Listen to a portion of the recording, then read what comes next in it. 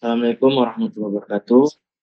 Selamat siang pagi. Di sini kami dari kelompok Wizard of Wisdom ingin mempresentasikan sebuah proyek mata kuliah PRPP 1 yang berjudul Sepeda Statis Alternatif Energi Terbarukan. Nah, di sini ada anggota tim kami yang pertama saya sendiri, Rifki, Divya Syeka Putri, Muhammad Farhan Sadani, Mas Setio, dan Hani Fitria Sustiami. Nah, di sini ada latar belakang dari sepeda statis, yaitu seiring dengan meningkatnya kesadaran masyarakat akan pentingnya penggunaan energi terbarukan, salah satu pendekatan yang menarik adalah mengintegrasikan aktivitas olahraga dengan pembangkitan energi listrik. Seperti melalui sepeda statis, konsep ini tidak hanya mendukung gaya hidup sehat, tetapi juga berkontribusi pada pengurangan ketergantungan terhadap sumber energi fosil. Nah, di sini ada diagram perbandingan energi yang dihasilkan oleh sistem. Ada dari generator DC, alternator sistem penghasil energi, dan generator linear. Nah, di sini ada 3 gambar produk di pasaran. Pertama dari gambar pertama ini, listrik yang dihasilkan adalah 57,375 watt-hour dan 4 ampere-hour menggunakan alternator untuk sistem pembangkit listriknya. Dan gambar kedua, listrik yang dihasilkan adalah 8,3 watt dan 0,51 ampere menggunakan generator DC untuk sistem pembangkit listriknya. Nah, untuk gambar ketiga, listrik yang dihasilkan adalah 6,86 watt per menit dan 7,2 ampere hour menggunakan generator linear. Nah, ini identifikasi produk di pasaran, kelebihan dan kekurangan dari gambar 1, 2, dan 3. Kelebihan dari gambar 1, mudah dioperasikan, stabil digunakan, tahan lama, ergonomis, listrik yang dihasilkan optimal, kapasitas listrik bertahan lama, dan perawatan. Kekurangan, kemudahan dan gaya proses manufaktur belum dibuktikan. Untuk kelebihan gambar kedua, terdapat banyak opsi gear pada rancang desain dan terdapat SCC sebagai pengontrol tegangan listrik. Dan kekurangannya adalah listrik yang dihasilkan hanya diperuntukkan pada perangkat elektronik sederhana.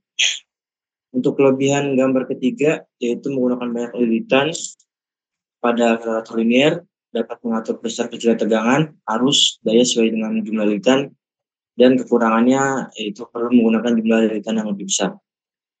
Nah, di sini ada ide pengembangan produk dari kami, yaitu proyek ini dilakukan dengan pendekatan inovasi berbasis kebutuhan pasar, memadukan aspek desain, teknologi, dan efisiensi guna menciptakan solusi yang dapat memenuhi kebutuhan konsumen sekaligus meningkatkan daya saing di pasar.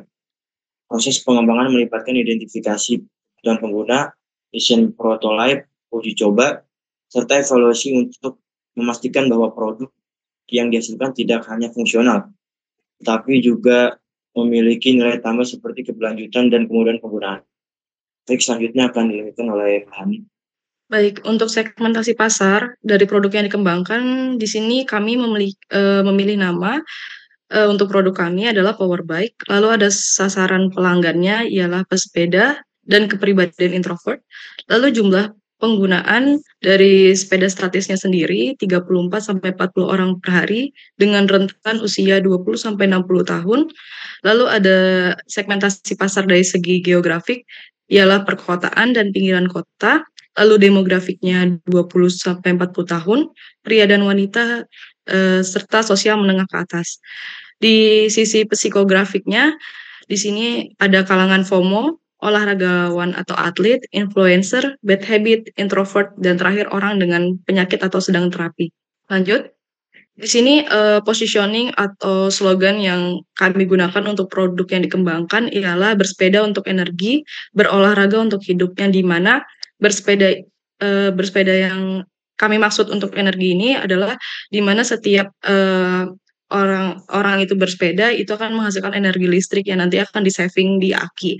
Lalu berolahraga untuk hidup maksudnya dimana olahraga tersebut akan membuat raga sehat dan itu akan membuat hidup lebih panjang. Teknologi yang mendukung untuk positioning produk pertama ialah penggunaan aki basah sebagai wadah saving energi yang dimana aki basah ini bisa di recharge dan lebih stabil dan tahan getaran. Yang kedua menggunakan generator DC untuk arus listrik searah. Yang ketiga menggunakan diode sebagai penstabil tegangan. Selanjutnya di sini ada struktur fungsi dari produk yang dikembangkan. yang di mana energi masuk berupa energi kinetik yang nanti energi kinetik akan menghasilkan energi listrik, yang di luar energi keluar itu adalah energi listrik.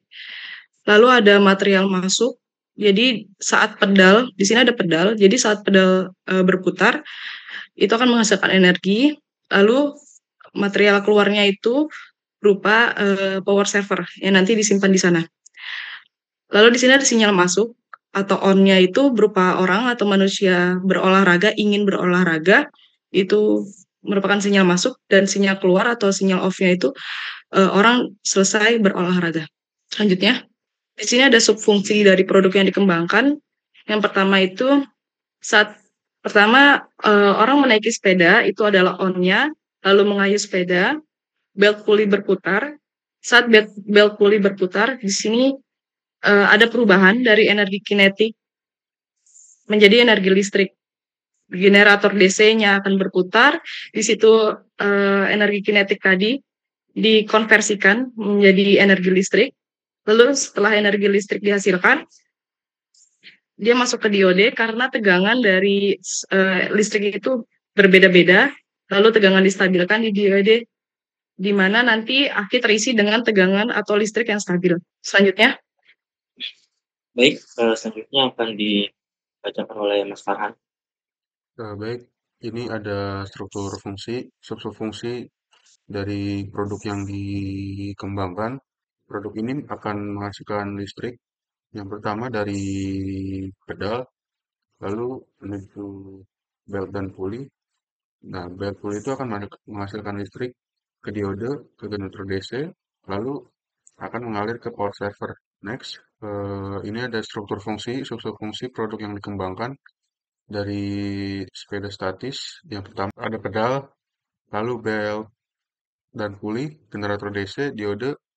Dari diode, listrik mengalir ke power server dan power server akan terisi.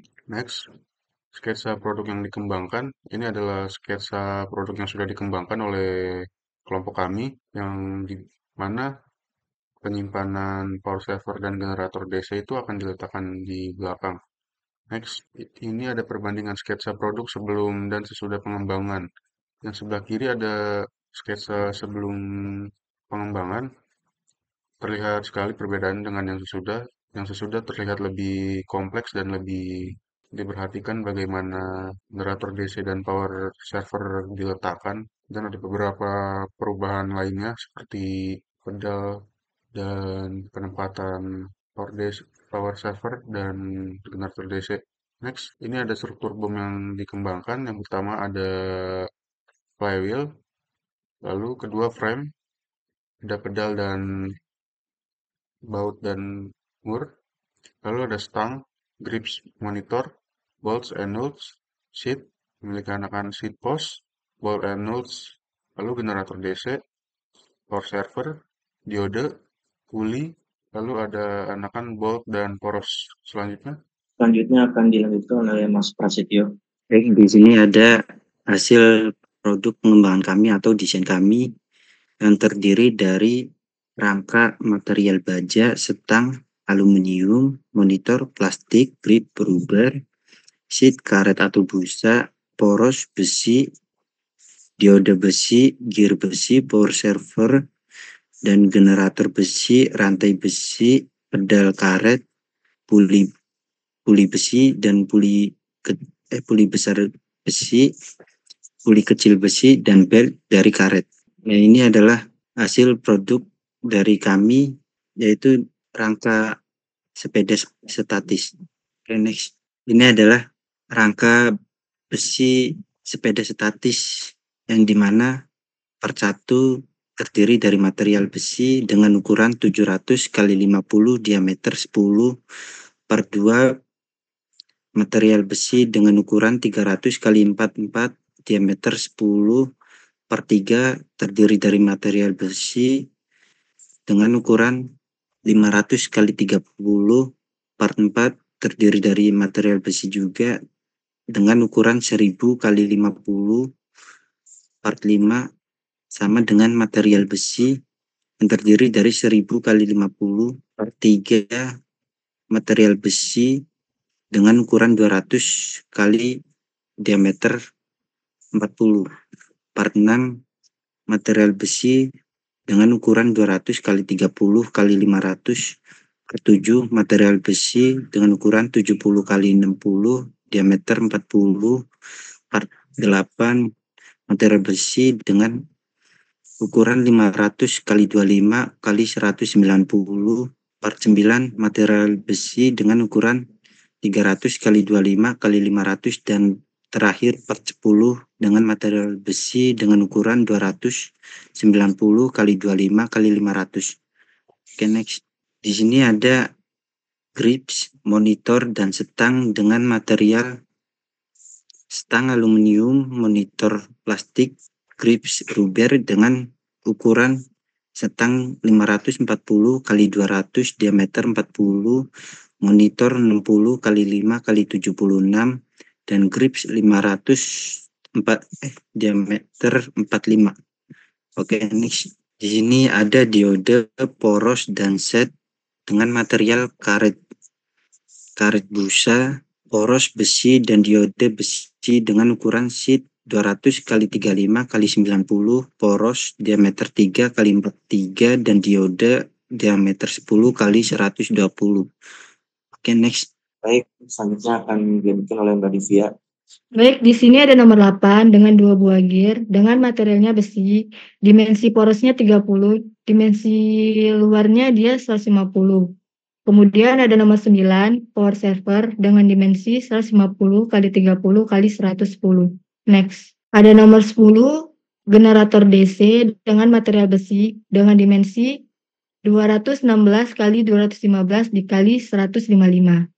Nomor 11, ada satu rantai dengan material besi dengan dimensi 250, tebalnya 10. Nomor 12, ada 2 buah pedal dengan material karet dengan dimensi 250 kali 10. Next. Nomor 13, ada 1 buah puli besar dengan material besi dengan ukuran 300 kali 30. 14, 1 puli kecil material besi dengan dimensi 150 kali 30. Nomor 15, ada belt dengan material karet dengan panjangnya 1000. Next. Ini merupakan video simulasi kami, di mana pedal bergerak buat menggerakkan puli yang ada di depan dan belakang dan juga gear yang ada di depan dan belakang. Next. Ini merupakan daftar referensi kami.